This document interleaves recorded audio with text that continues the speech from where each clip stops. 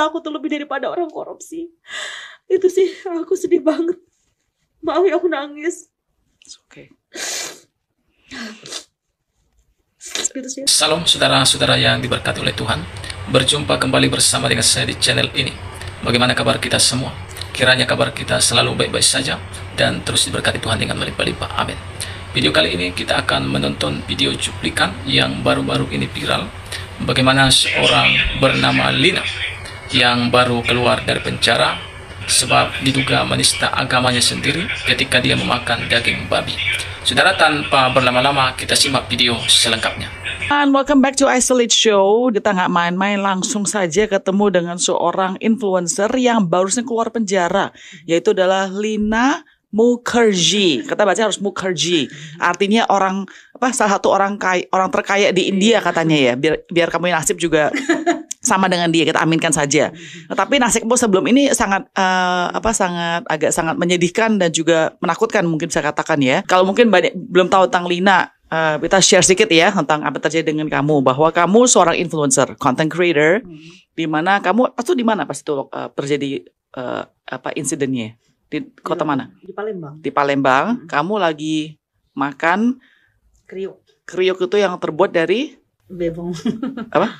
Babi maksudnya, iya kan? Terus kamu menyebut kata-kata Lafaz Bismillah. Saya kan bukan seorang Muslim ya, Iya. jadi saya tidak tahu seberapa seriusnya menyebutkan kata-kata tersebut yang mungkin kata-kata yang sangat suci ya buat agama orang Islam sebelum makan babi. Nah, saya minta kamu dulu nih Lina.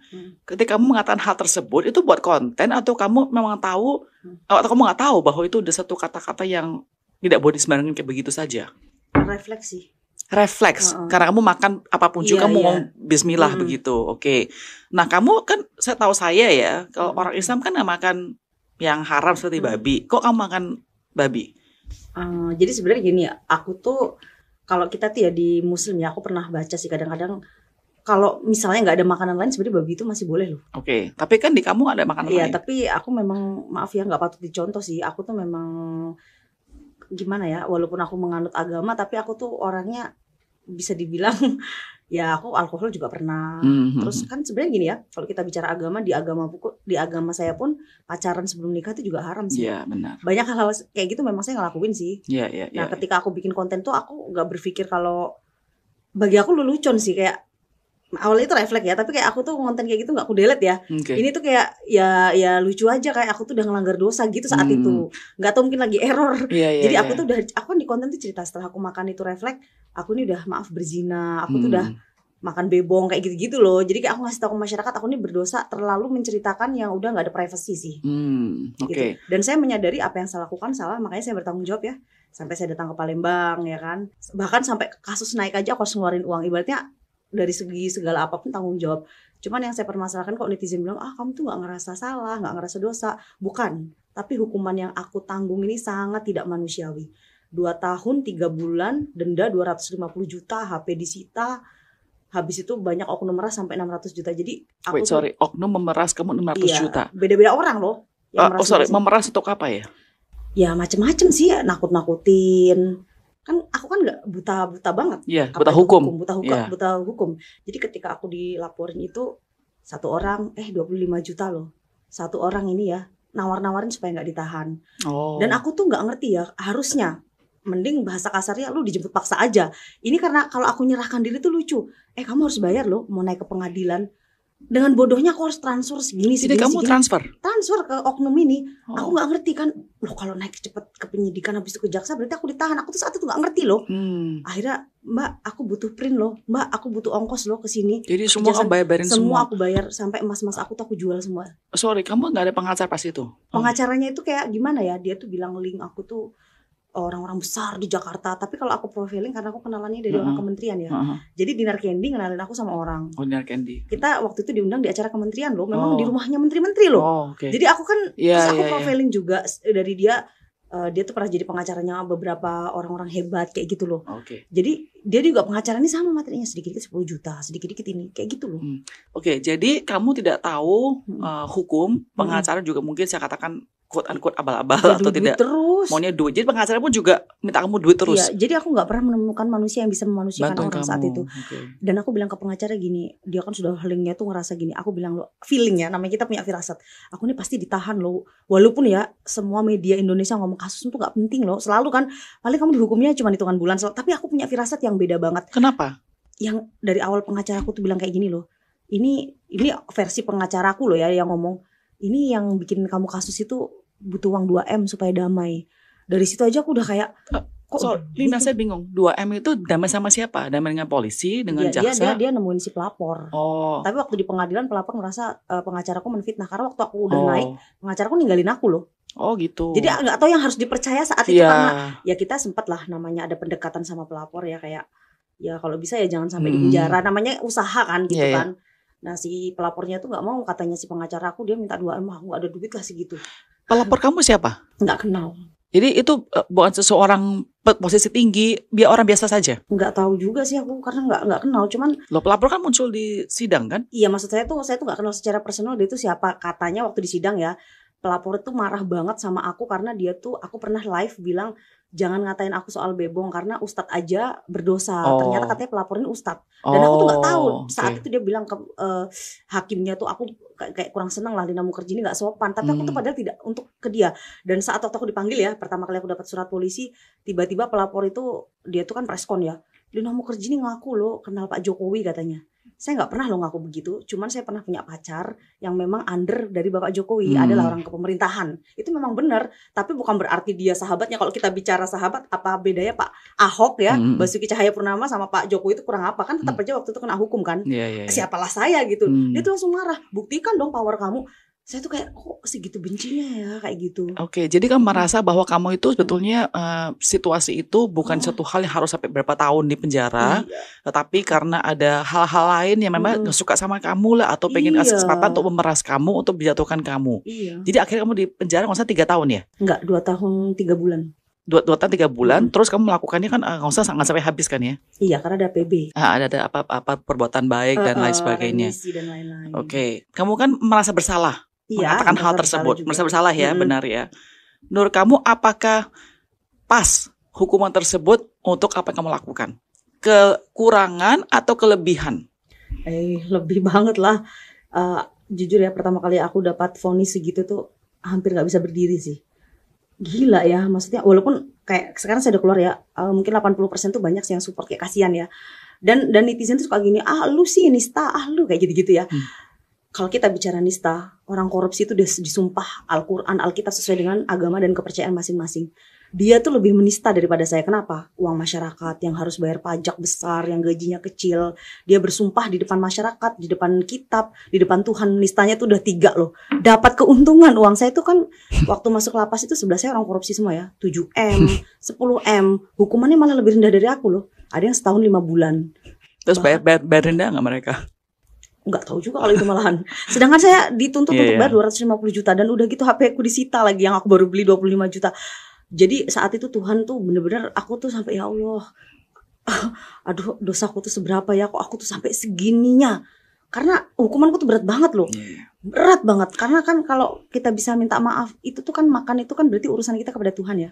Harusnya aku bertobat kepada Tuhan Yang Maha Esa. Ya kalau dihukum 3 bulan lah, 7 bulan atau 1 tahun lah paling banter.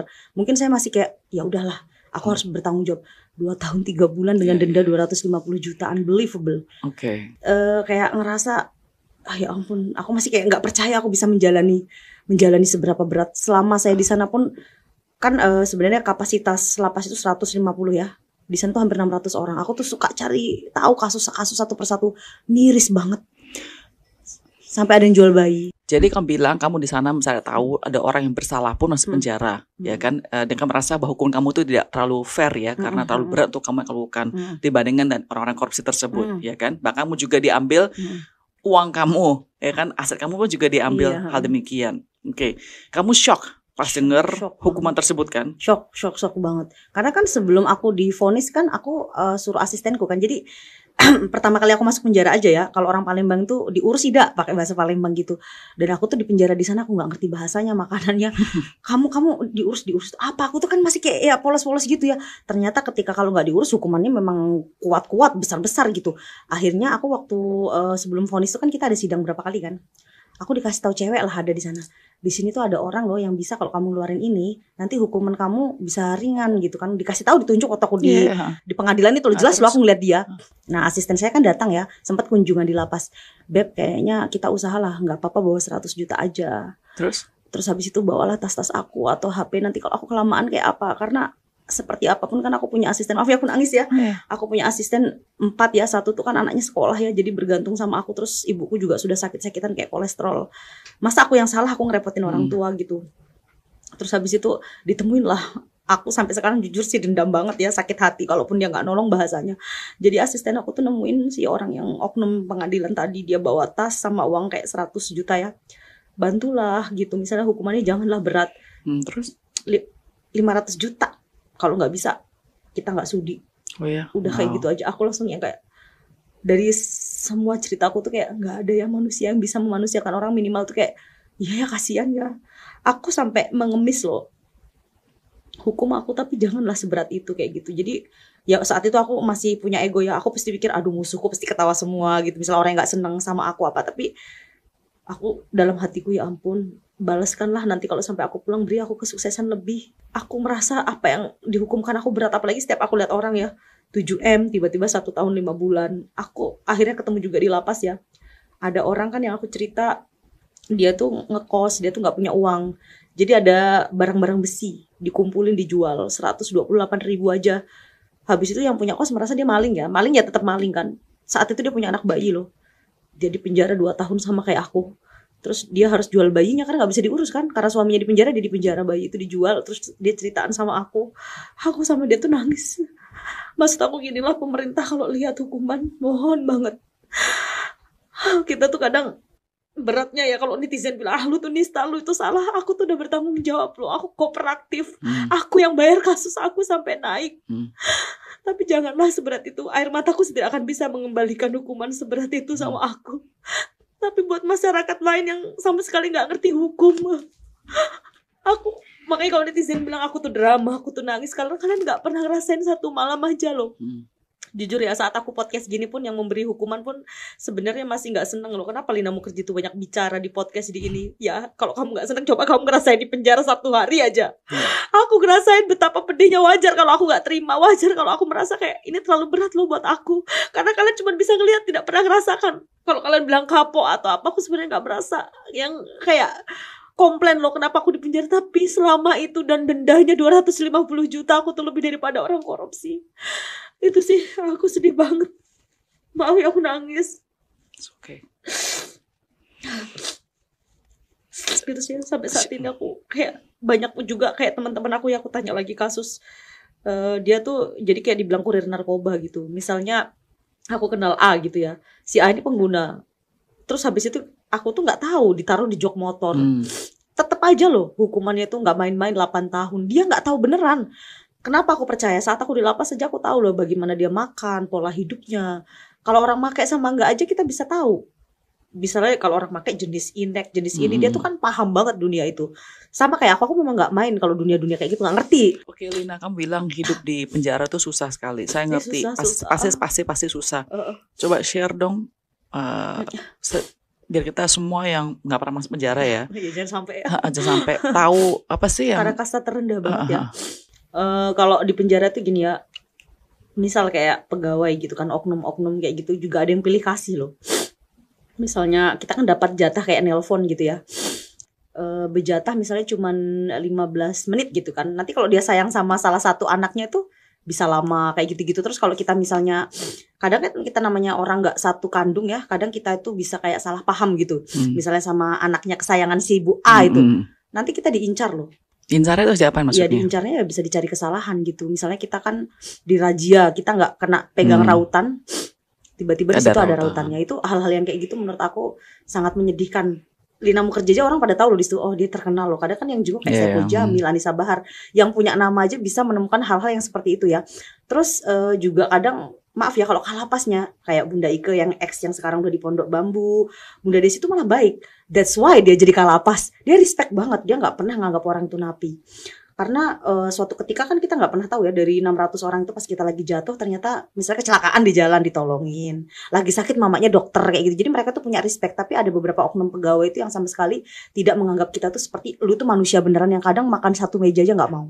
Jadi aku merasakan titik-titik terendah di mana aku tuh dibentak, aku sampai pernah nanya ya, Tipikor kan kamarnya sebelahan ya sama kita. Di sana nggak ada kamar spesial sih, benar-benar di penjara. Kamu satu kamar berapa orang? 40 orang. Satu kamar 40 orang? Iya, 40 orang. Dapat kasur nggak? Iya, matras. Matras di lantai? Atau ada bunk bed? Enggak, matras biasa. Matras semuanya aja? Iya, matras. Dengan terbatas ya, air tuh 1 ember loh. Jadi kalau kita 1 ember, bekas-bekasnya masih dikumpulin buat nyiram kalau kita lagi buang air besar kayak gitu. Saking segitunya ya. Sebenarnya kalau hidup kayak gitu sih ya, aku kan pernah di Kalimantan di hutan ya, jadi not big deal lah.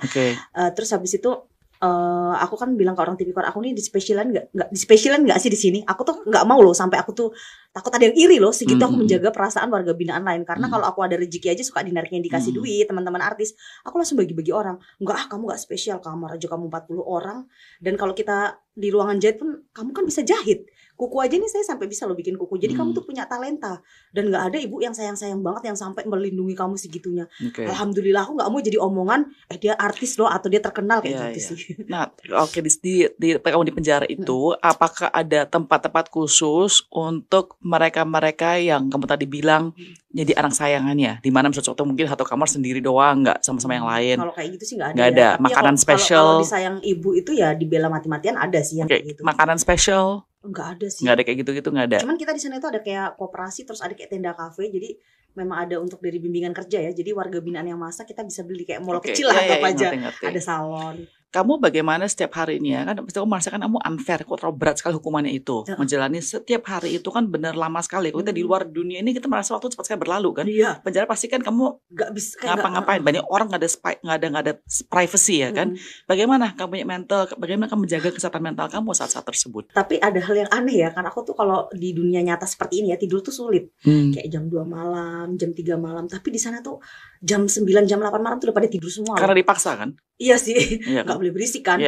Terus aku akhirnya bisa tidur secara mentality, aku nggak pegang HP. Memang benar-benar nggak ada HP. Jadi aku tuh bisa tidur cepet itu kayak yang mungkin meditasi ya namanya. Aku tuh kan sebenarnya depression, aku baru sembuh loh depression. Sempat yang sampai minum obat kan. Jadi pas di sana tuh aku bisa tidur tuh aku ada thanks-nya juga gitu. Jadi kalau secara mentality sih aku bisa menguatkan diriku, aku melihat orang lain yang lebih susah di sana. Karena yang lebih susah itu banyak banget. Mati bin bahasa sana itu artinya nggak ada kiriman lagi loh. Makanya kalau orang bilang, lu di lapas dikasih makan kok 3 kali. Maaf ya, itu mindset orang yang gak pernah tinggal di sana. Iya, pasti. Kalau kita yang udah tinggal di sana, apa sih yang gak pakai duit? Walaupun makan 3 kali, apakah iya kita mau makan itu lagi, yang nasinya dibatasi. Tetap kadang kita pengen makanan yang lebih enak lagi. Di sana kan juga ada kayak supermarketnya, salon. Kita namanya orang gak mungkin kan gak bagusin kuku atau apa, kayak gitu sih. Dan aku tuh bersyukur ya. Aku dulu kan di luar tuh kalau ada orang minjem uang ya 100 juta, 50 juta aku tuh royal. Adalah 3 orang aku pinjemin jadi hampir 700 juta saat itu. Seandainya aku gak minjemin uang itu, aku di dalam tuh kayak apa? Orang ini bersyukur mau bayar. Jadi tercover lah hidup aku. Ada teman artis, ada itu. Karena tabunganku habis kan. Kamu harus bayar pas untuk beli-beli hal tersebut ya? Iya, di sana. Atau kamu boleh kerja nggak tuh dapatkan uang tersebut? Oh iya, ada sih beberapa di sana yang ada ya. Tapi aku nggak mau dibayar. Memang ada sih dikasih upah kayak gitu. Ya upah ya. Tapi saya bilang nggak usah, kasih yang lain aja. Saya nggak mau. Jadi pakai uang dari tadi pinjaman tersebut. Dari ibuku juga, dari adalah tabungan aku sedikit. Paling banyak ya beberapa teman artis sih yang bantu. Ada merasa bahaya nggak antara sesama dengan penjara yang lain itu? Misalnya contohnya takut diisengin lah. Takut loh. Karena di sana tuh kalau masih gini ya, kalau orang di penjara tuh kan banyak mentalitinya yang dia aja berani bunuh orang, dia aja berani mutilasi kan. Jadi aku masih takut karena ada di situ suatu cerita kan ada yang namanya mak racun ya. Jadi dia tuh suaminya selingkuh ya, dia tuh pengen ngeracun suaminya, yang diracun kan malah mertuanya yang meninggal gitu. Dan secara mentalitinya dia tuh nggak sama kayak kita loh. Agak ya error lah kayak gitu-gitu. Jadi kadang-kadang dia nih ngelakuin hal-hal yang di luar naral. Banyak sih yang kayak gitu-gitu. Jadi ya aku sebenarnya takut loh deket-deket orang itu. Dan kita tuh diharuskan satu kamar, diharuskan berteman sama mereka dan tidak diperbolehkan untuk berantem. Karena kalau berantem ada sel tikusnya lagi, di mana sel yang lebih kecil lagi sendirian. Lampu dimatiin dia sendirian. Kayak ya isolasi kayak gitu ya. Terus ada hewan-hewannya kan di situ apa segala macam. Jadi ketika lu nakal ya dihukum lagi kayak gitu.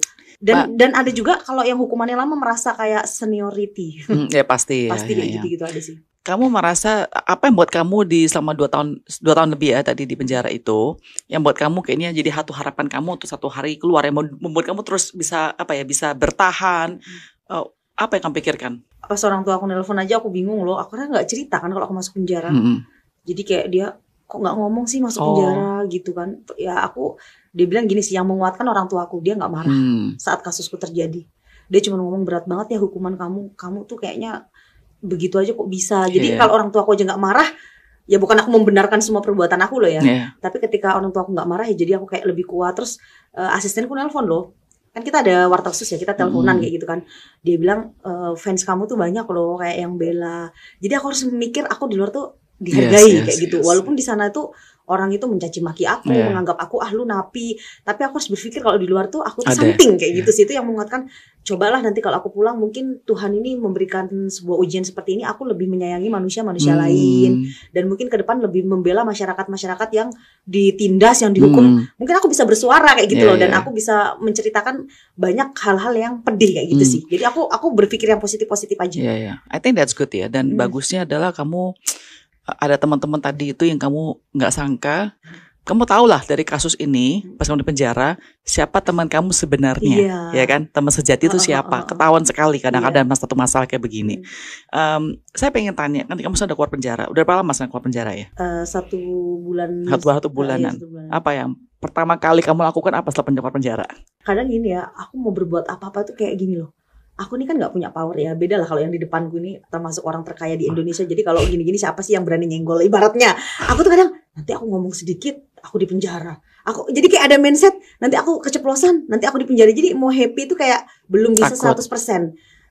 Jadi kayak ngerasa gini, aku ini kan bukan siapa-siapa. Jadi aku ngomong itu pun, misal aku tahu kebusukan, kebobrokan suatu oknum, aku pun nggak bisa bicara apa-apa. Pasti.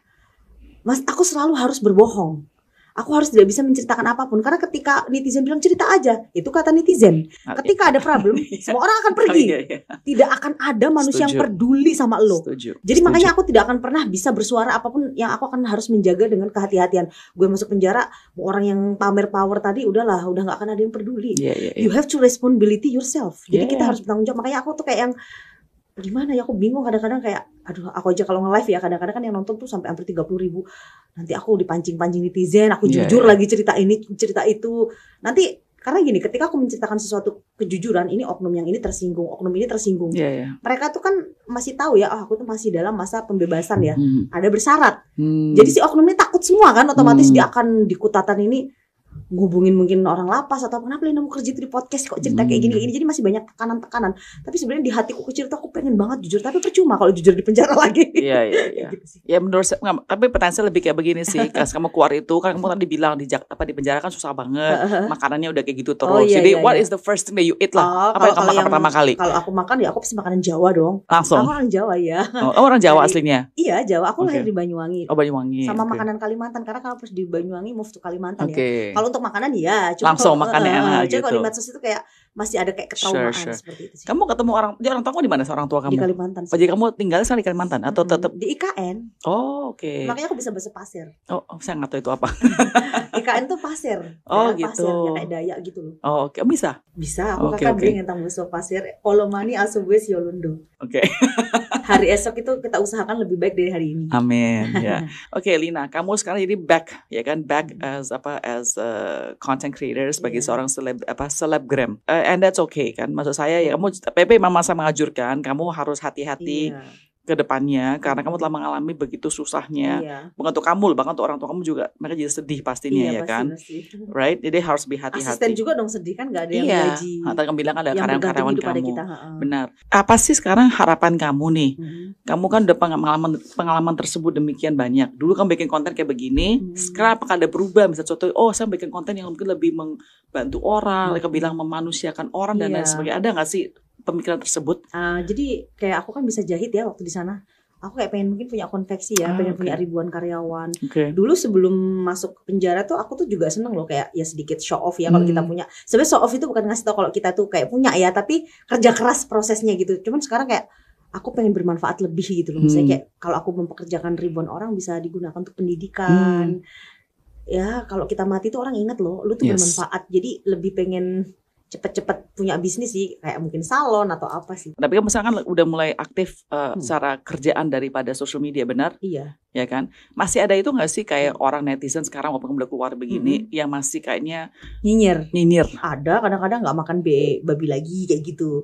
Ya aku bilang kan aku udah mau kamu di penjara, karena kalau aku kesel aku jawab kayak gitu. Tapi sorry, kalau misalnya kamu makan babi tapi tanpa mengatakan hal tersebut, apakah itu satu hal yang enggak kata kan? Si pelapor nggak apa-apa kalau nggak pakai. Cuma kata-kata itu bikin kamu salah di sana. Oke. Tapi aku mau terima kasih loh sama netizen, pertama aku keluar dari penjara di Sawer ya. Hampir 8 juta pertama kali keluar, dikasih singa, dikasih ini, maksudnya tanpa kalian tuh aku nggak bakal bisa strong loh. Jadi aku makasih buat kalian ya. Kamu masih suka itu Bollywood? Masih, tapi nggak yang kayak kemarin loh. Semenjak di penjara tuh nggak tahu ya. Saya tuh kalau sama artis India tuh kan tergila-gila ya. Tapi pas di penjara kan juga mereka nggak mungkin peduli sama aku ya. Jadi sukanya itu ada berkurang. Nggak yang maniak, aku lebih kayak mikirin gimana ya masyarakat yang nggak punya. Aku tuh mikirin manusia mulu. Jadi kayak jiwa. Tapi masih tetap suka. Jadi saya tanya kamu, itu kan bilang kamu mendapatkan banyak pelajaran dari kasus kamu kali ini, ya kan? Susah, pasti susah. Kalau kita melihat banyak manusia, bahkan kalau saya punya pribadi keagamaan saya kan di Alkitab itu banyak kasus-kasus di mana orang mengalami sebuah yang susah, semua setengah mati, tapi setelah itu dia menjadi orang lebih baik, yang membantu orang dan sebagainya, rezeki, tapi juga dia punya pemikiran juga berbeda. Jadi kayaknya mereka bilang, oh iya Bollywood itu nggak gitu penting, banyak orang lebih penting buat saya perhatikan, begitu kan? Jadi pertanyaan saya begini, kamu ada nyesel nggak sih kamu melakukan hal tersebut dulu sampai kamu masuk penjara? Dengan kamu mengetahui bahwa karena kamu masuk penjara tersebut lah, kamu berubah, kamu punya mindset di mana kamu sekarang lebih mau membantu orang lain, lebih mau membangun manusia, masyarakat. Jadi ada rasa regret nggak sih di sana tersebut, atau merasa ya saya bersyukurlah saya melakukan tersebut, jadi saya bisa bantu orang lain lagi. Kalau nyeselnya ya ada lah, nggak mungkin nggak secara dikurung. Tapi bersyukur ada juga, kayak yang artinya aku tuh berarti selama ini Tuhan kasih berkah aku luar biasa di luar. Di sana tuh ternyata banyak banget orang susah gitu. Jadi ada hikmah lah beberapa. Maksudnya gini, aku selalu positif gini. Jangan kalau aku nggak di penjara, di luar aku travel atau apa kecelakaan. Siapa tahu pas di penjara aku nggak tahu ya, segala sesuatu itu kan yang tahu yang Maha Esa aja gitu. Jadi aku positif kayak gitu. Tadi kembali lagi, cuman karena hukumannya terlalu lama itu sih. Jadi kamu sekarang aktif, kamu bilang mau buka bisnis, ya kan? Kamu ada merasa itu nggak sih dendam atau benci kepada mereka-mereka yang mungkin menurut kamu terlalu agamis yang melaporkan kamu? Gimana ya, kalau dendam sih saya orangnya nggak pendendam juga sih, kayak yang kayak gitu. Cuman ya agak kayak ngerasa kok tega gitu aja. Aku kan cewek gitu ya, kok segitunya kayak gitu loh maksud aku. Karena ya adalah yang nggak bisa aku cerita, nanti orangnya marah lagi apa.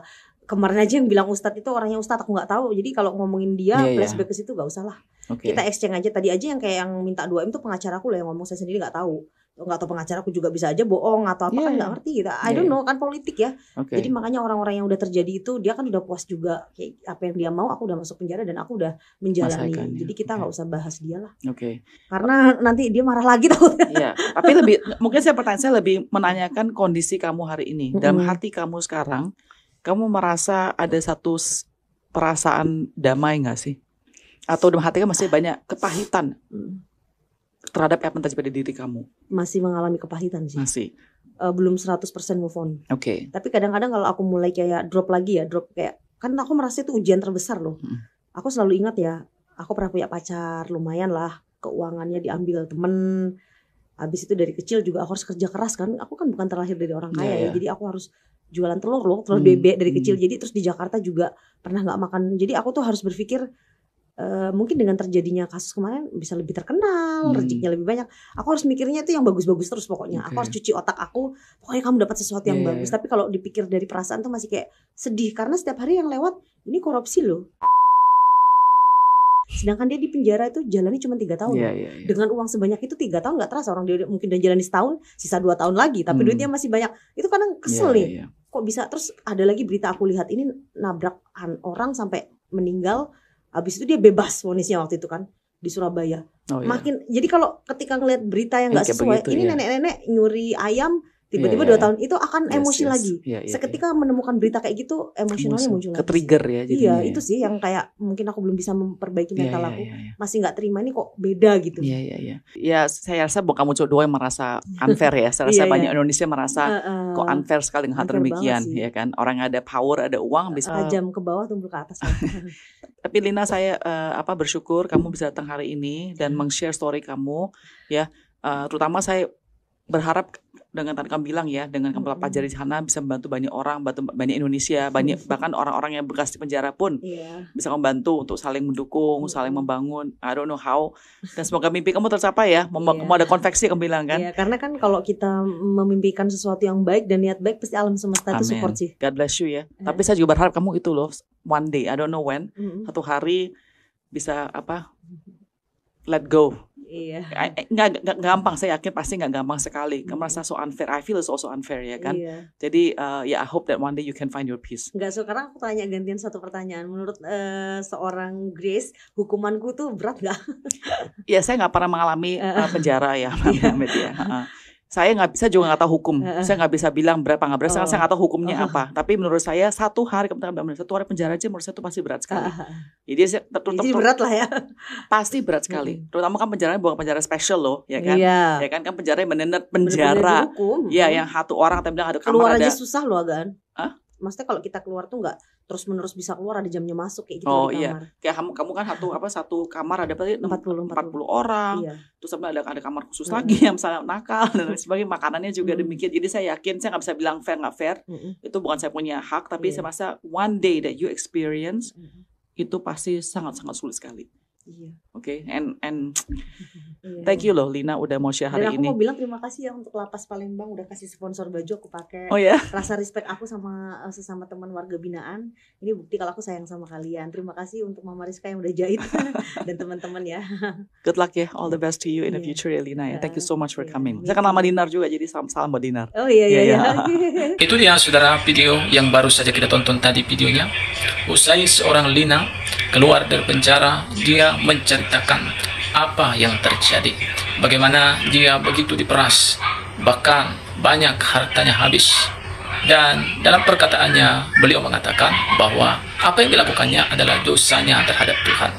Lalu kenapa ada oknum-oknum yang mengambil kesempatan di dalam hal tersebut untuk menyudutkan bahkan untuk mencari keuntungan.